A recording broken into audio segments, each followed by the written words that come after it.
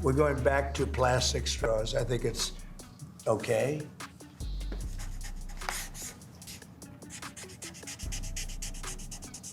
What happened to the ban on plastic straws? Remember when plastic straws became like the public enemy #1? It seemed like banning them would be such an easy thing. Plastic straws hurt turtles.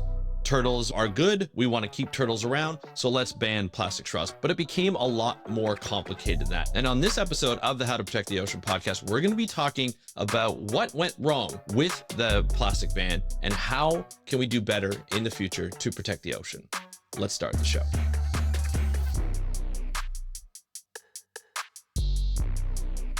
Hey everybody, welcome back to another exciting episode of the How to Protect the Ocean podcast. I'm your host, Andrew Liu, and this is the podcast where you find out what's happening with the ocean, how you can speak up for the ocean, what you can do to live for a better ocean by taking action. And on today's episode, we're going to be talking about the ban on plastic straws, which you saw in the video where President Donald Trump signed an executive order banning the ban on plastic straws that essentially overturn the former President Biden's executive action on let's ban plastic straws from any federal government facility. This is not a huge ban. This is one of the things where it's like, hey, you know what? It's just in government facilities, which obviously it's still a lot of usage. But when we're talking about the fight against plastic pollution and against plastic straws, we're not talking about a huge win for the plastic straw industry, but it's also not good for the banning of plastic straws. And really the discussion about the whole plastic straw and marine plastics debate and reducing plastic pollution so that it doesn't end up in the ocean. That's what it's all been about. But before we get into all that, I want to just take it back a little bit. And I want to talk about how plastic straws became sort of the symbol of plastic pollution, and then also not the symbol of plastic pollution. Because if you ever realize, when I saw the video of Donald Trump signing that executive order, I wasn't surprised. I have to admit, I wasn't surprised at all. This was something that we knew was incoming. He was going to do little actions like this. That's fine. But it was the response by a lot of the people that are out of the government, and some of them are celebrities or personalities, influencers, content creators, whatever you have, people who have a platform really talking about, thank God. Like, I think for a lot of people, even though this was just banning the ban on plastic pollution or plastic straws in government facilities, this was more of a symbol for a lot of the people who are just like, I just like plastic straws. I don't like paper straws. That was the big argument against having to ban plastic straws. People didn't like the fact that, one, you banned it, and the second is we are forced to use an alternative that people just didn't like.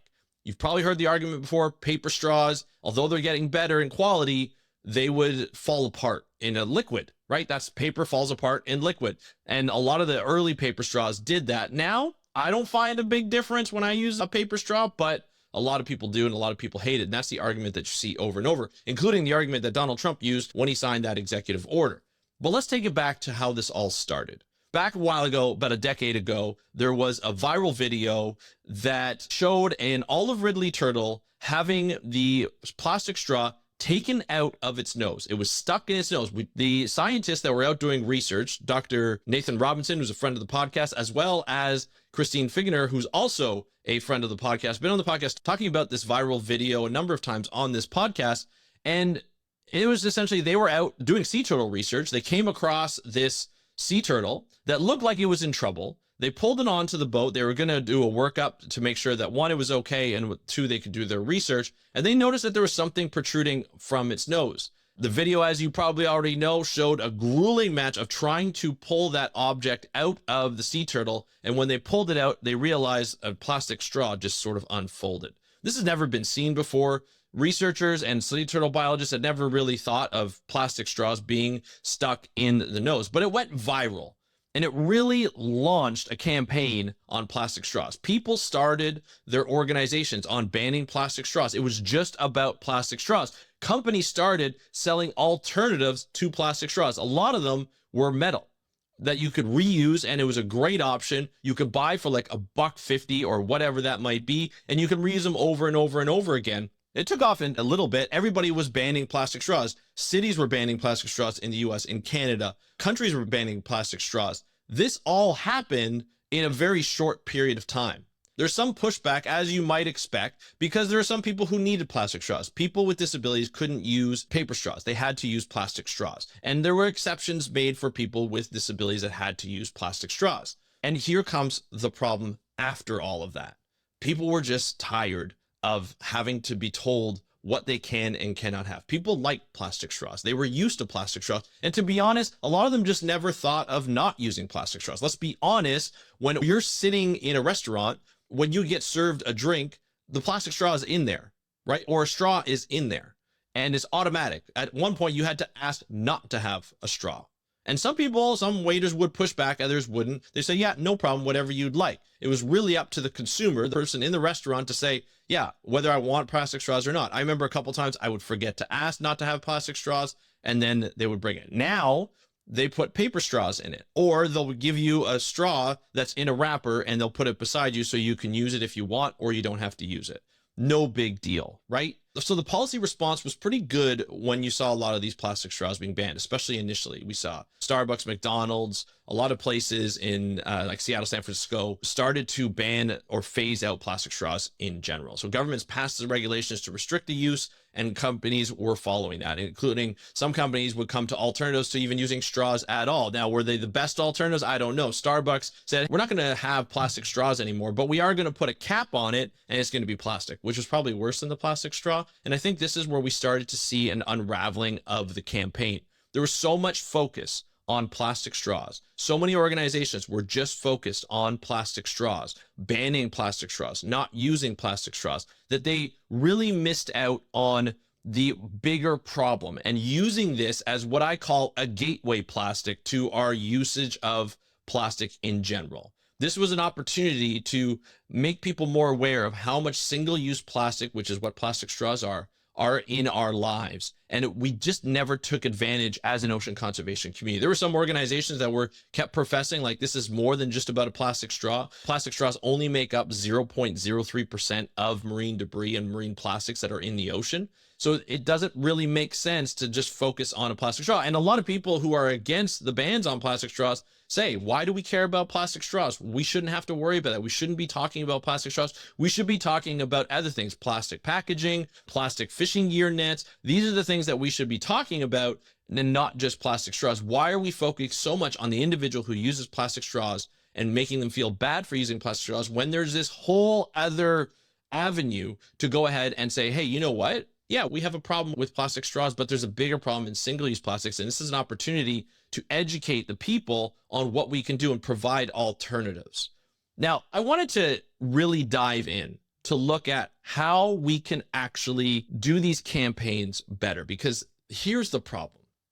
The alternatives weren't great, right? Paper straws got soggy. Reusable straws required extra effort. Like you had to bring it around. Some people would bring around their purse, but not many people would keep a straw in their pocket. Some of these reusable mugs and like the Yetis and stuff like that, or other like Stanleys and stuff, they actually have plastics or metal straws in there, or reusable plastic in their cups already, so people could use that. But not everybody was going to just take a single or a package of plastic straws and bring it around whenever they need it. We don't need plastic straws that much unless you need it to drink if you have some sort of disability, or you need it as an exception, right? There's always exceptions to the rule. But for the most of us, we just didn't need straws all the time. It was just something that was convenient. Let's be honest, you're in a restaurant or you're at a coffee shop, you don't really need a straw to drink your drink. You can just drink it out of the cup. The straw has just become part of life. It's become part of our culture, right? Also, another alternative like biodegradable plastic still didn't degrade properly in the ocean, and so there was still a problem in the ocean. So in many of the places,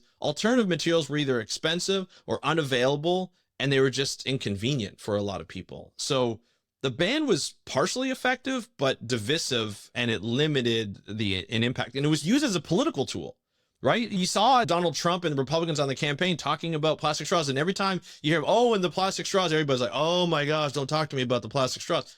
It was not fun, right? And so what I wanted to do is really look at how this campaign really lost it and how behavior changed, because that's what we're looking at here. When we're talking about people changing their ways, it's a behavior change, and that's difficult to do for us humans. We don't like to change our behavior. Like think about going on a diet. When I go on a diet or I start saying, you know what, I got to eat cleaner, it's really hard not to have a sweet that I really want, because I'm like, I should be able to have a sweet and I should be fine. But then I just continue to have sweets and sweets and sweets and sweets, and I can't get away from it. And then I end up gaining weight, and I don't want to do that.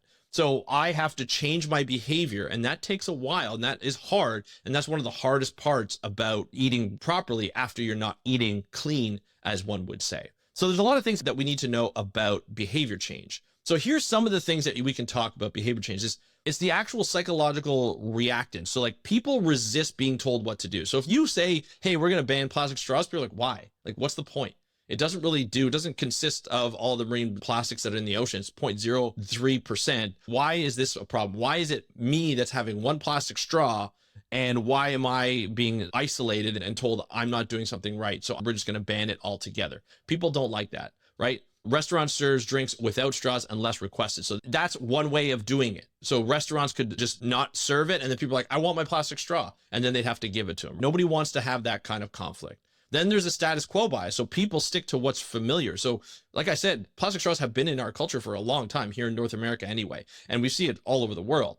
And sometimes people think it's cleaner. Some people don't want to drink out of the drink because it's been reused by a lot of people, even though dishwashers are crazy when you think about how much they clean and how hot they get. But regardless, people just don't like to get out of that norm, right? That what's familiar. So to ensure that sustainable alternatives are just as convenient or better, we have to like invest in better biodegradable materials instead of just banning plastic. So people want straws. Now it's a matter of coming up with a better product that makes sure that people are like, okay, you know what? I actually like this a lot better. And then there's just like the social norms. People just follow the crowd.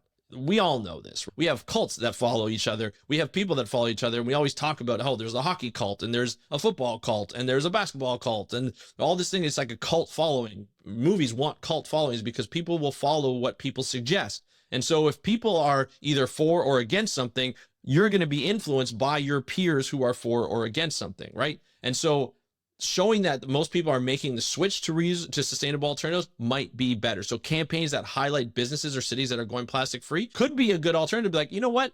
I like the fact that somebody is going sustainable and I know how expensive, I know how hard it is. So I'm going to support that business more because that's my values. Not everybody's going to do that, but it shows a more of a positive impact instead of a negative, we're going to take it away. So then there's just more licensing. I recycle so I can use a plastic straw. So there's the fact is like, I do something sustainable, so that offsets whatever I don't do that's sustainable. I think that's what a lot of people feel. And then there's also like political identity. So it's avoid polarization. So keep the messaging inclusive and nonpartisan. That's a really difficult thing to do these days, isn't it? Even on this episode, I have a lot of problems. I just did an episode on what was it, the cuts to NOAA and EPA, and the comments I got, man, and even responding to the comments, I had to learn a lesson or two. Let's just be honest. And so having the focus on shared values of values, people like nature, people like being outdoors. A lot of people like that. So to be able to focus on protecting the outdoors, protecting what you see, enjoying that pristineness and that quietness and that just health of the environment because it's healthy to the people.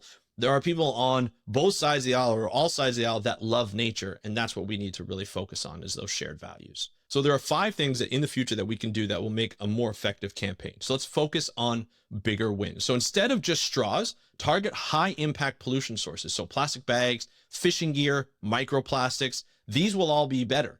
So policy efforts should tackle corporate plastic waste, not just consumer behaviors. Let's start getting at the bigger impact here.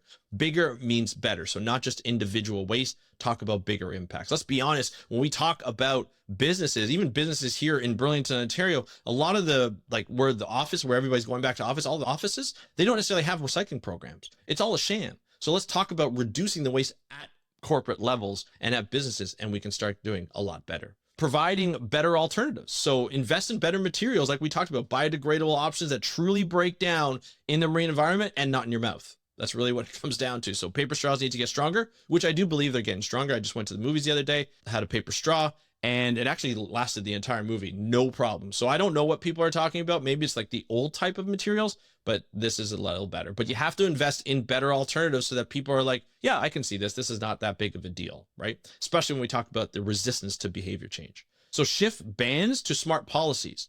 So use opt-out strategies like we talked about, restaurants being like, you know what, we're not going to serve it unless you ask for it, right? Or we're going to serve different ones until like, we're not forcing people to take it. So implement incentives. So rather than punishments, give discounts for bringing a reusable cup. That's not a bad idea. So make it a positive experience. And then 4, engage the public with positive messaging. So instead of don't use plastic straws, say join millions of ocean protectors reducing plastic waste, or small changes create a cleaner ocean. And the last thing is use local leaders and communities. So instead of top-down government bans, let businesses, influencers, and communities lead the change. These are the different things that we can do from a behavior change perspective that will help future campaigns from working. Let's not just focus on the little things. Let's focus on bigger impact, get people to get the onus off the individual and more on a community level, and get people behind the campaign instead of just talking about it against it. And let's not force things on people. Let's allow them to choose. People like choice. Let's force them. So that's sort of the end of this episode. I wanted to just kind of let people know, I am for banning plastic. I am for this type of work, but maybe this is not the right way of doing this type of campaign. We've seen this done all over the US, all over Canada. And although it makes it easier to take out single-use plastics altogether, and I do agree with some of these bans, maybe give people the choice. Maybe allow business to lead with the choice and focus on incentives rather than taking away, and maybe giving a little discounts. It's a little hard to live out here, right? A little hard to live. Some discounts would really help from businesses and even government incentives. So that's the episode for today. I'd love to hear your thoughts on this, what you thought went wrong with the plastic ban and how you think it could do better. I don't care if you're Republican, if you're Democrat, if you're liberal, conservative. I would love to hear what you think. Is it even worth it at all? So leave a comment down below on the YouTube channel or on Spotify. And if you want to get a hold of me, you can do so on Instagram at How to Protect the Ocean. That's at How to Protect the Ocean. And also don't forget to subscribe and hit that notification bell here on YouTube to be able to get access to our Monday, Wednesday, and Friday shows. And there's going to be even some more episodes coming soon. So don't miss out. So subscribe, hit that notification bell. And thank you so much for joining me on today's episode of the How to Protect the Ocean podcast. I'm your host, Andrew Lewin. Have a great day. We'll talk to you next time, and happy conservation.